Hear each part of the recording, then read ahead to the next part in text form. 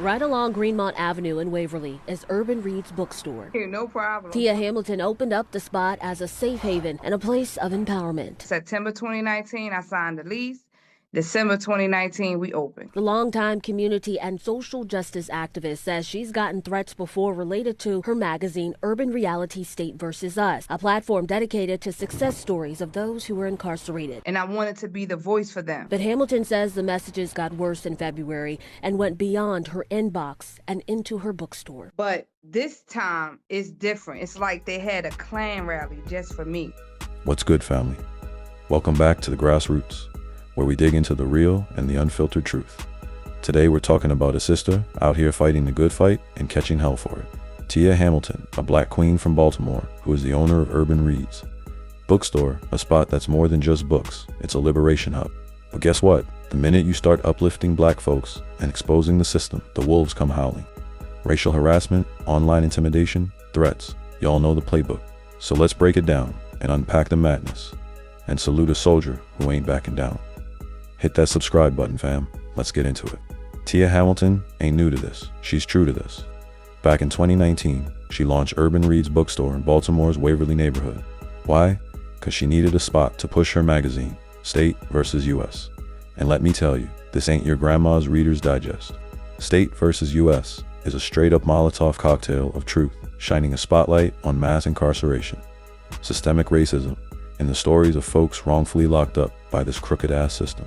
Tia said, "I'm not just selling books, I'm here to uplift and liberate the black community." And you know what happens when a black woman starts speaking that kind of power, right? Tia has been hit with a wave of racial harassment, like online DMS, emails, even phone calls to her store. They're sending her nooses, y'all nooses. In 2025, somebody out there is still mad slavery ended. She told the interviewer, "All of this is because of my magazine." See, when you start exposing prison corruption, police dirt, and government grime, the roaches scatter and they don't like the light. Tia's out here giving a voice to the voiceless. And these cowards from Little Rock to Louisiana are shook. One of them even threatened to roll up on her store. You believe that? Faceless keyboard Klansmen trying to intimidate a black woman who's built something real. This right here, this is the weapon they're scared of. State versus US ain't just paper and ink. It's a middle finger to the prison industrial complex. Tia's highlighting wrongful convictions, lifting up the formerly incarcerated, and showing the world how this system chews up black lives and spits them out.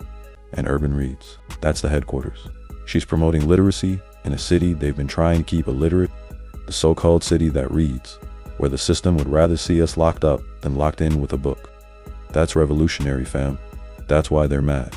But here's the flip side. The community's got her back. Baltimore showed up. The Tendia family, led by Elijah Miles, sent brothers to guard the store. Councilwoman Odette Ramos called it a hate crime and kicked it to the authorities.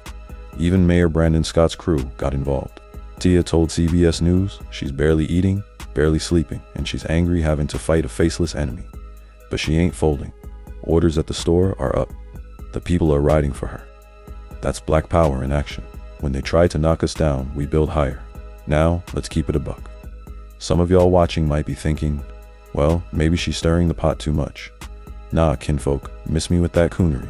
Tia's catching heat because she's doing what we've been begging for, fighting the system and not kissing its ass. And to the clowns sending threats, y'all mad at a bookstore. What's next? You gonna burn down the library because they got a Black History Month display? Pathetic. Meanwhile, Tia's still sending books to the incarcerated, still pushing kids to read, still standing tall. That's a warrior. This ain't just about Tia, it's about us. Every time a black person builds something, they try to tear it down. Urban Reads is a symbol. Family, it's a fortress of knowledge in a war zone of ignorance. Mass incarcerations got us in a chokehold. Black men 4 times more likely to be locked up than white men. Black women 1.6 times more than white women, according to the Sentencing Project. Her magazine peels back the curtain, and that's why they're shook. They don't want us woke, they want us broke. But we ain't going back. So what's the move? Support Urban Reads and buy a book. Grab a copy of State vs. US and slide through if you're in Baltimore. Let's show Tia she ain't alone in this fight. And to the haters, keep hiding behind your screens, because the minute you step into the light, you're done. We protect our own round here. Period. This is the grassroots, y'all. We plant seeds and pull weeds. Drop a comment. Tell me what you think. Should Tia keep pushing or nah? Nah. Trick question, she ain't stopping. Peace out, family. Stay real, stay woke.